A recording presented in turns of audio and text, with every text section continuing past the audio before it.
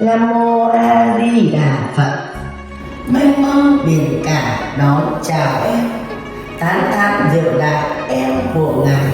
Trước lúc xả bỏ báo thân này, diệu đại quyết định đi ra biển, thả hết thù cho không để lại. Khí phách hiên ngang dòng hồng trần, uống chung bầu sữa của mẫu thân. Những điều khổ nhất nhà ngài nhận, hạnh phúc đủ đầy gửi thế gian.